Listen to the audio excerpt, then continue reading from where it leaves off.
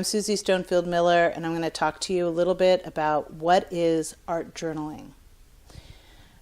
The general consensus seems to be that art journaling is focused more on process than on product. That means you are letting go of making a work of art in favor of creating something from your heart and having a healing and cathartic kind of experience. The art journal is a place for you to explore what you're feeling, to explore what's roiling around inside of you, to let your unconscious speak up and reveal things to you. And it's a place to play, have fun, explore materials, learn things, and be known, even just to yourself. It's the thing I go to when I have drama in my life or I want to get clarity about something. Art journaling gives you that freedom because you've let go of it being a work of art, of it being some painting that you put up on the wall or that will get critiqued in an art class. It's not about technique and skill and color matching or color mixing. It's really about play, exploration, and self-expression. Art journaling is really about trusting your intuition.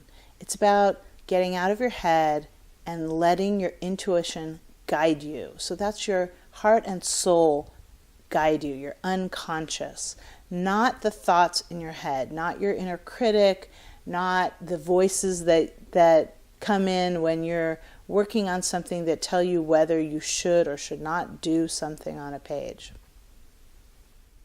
Trusting your intuition means not knowing where you're going with a page, but that is okay.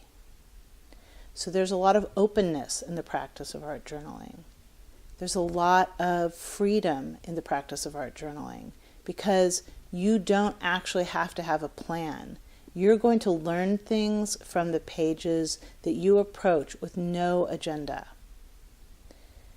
There are lots of ways to approach a page. You can approach it from that intuitive place of not knowing and letting the unconscious speak.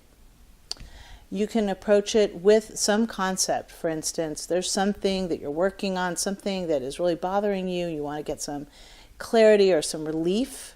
I find art journaling is a great place for relief. So you can come to it with that. You could come to an art journal page with a complete visual plan in your head of what it is you want to create on the page. But that last example is going to trap you more than it's going to allow you to discover things. So I'm not saying don't do it. I'm just saying be aware of how you approach your page. Another way to approach a page is just from a playful standpoint, from just exploring the materials and not expressing a particular idea or emotion. That is also a great thing to do in an art journal. And I hope you do take time to just play and explore your materials. You don't need to complete an art journal page all in one sitting. I often do, in 45 minutes or an hour or a couple hours. But there are many, many times that I just will start a page and then get sort of stuck or just decide I'm going to move on to something else. And I have lots of art journals going at one time, so that's easy. You can also just dry your page and move to the next one to start something new. I've also found that I might start to develop an idea on a page and get stuck. And when I get stuck, it's actually been really amazing to let it go and come back to it months later and see what it has to tell me. There are times when I've come back to a page because I suddenly understood why I had started it. So that is another way to use your art journal. I haven't found that having a themed art journal is useful for me. In other words, I have started art journals where I thought, I'm going to focus on this particular theme in this book. And then in about a month, I'm already done with it. Whether or not whether it might be that that topic is less relevant for me at that point, or I just don't have something to work on with that topic on a weekly basis or daily basis.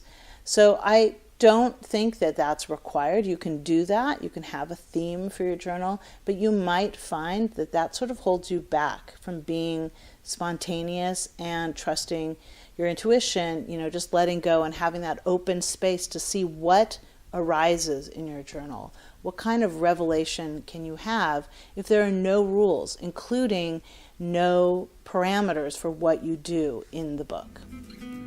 So that's what art journaling is for me, and I'll go into more detail about some of these ideas in future videos, but I hope you enjoyed this and got something that you can use on your next Inner Artist Playdate.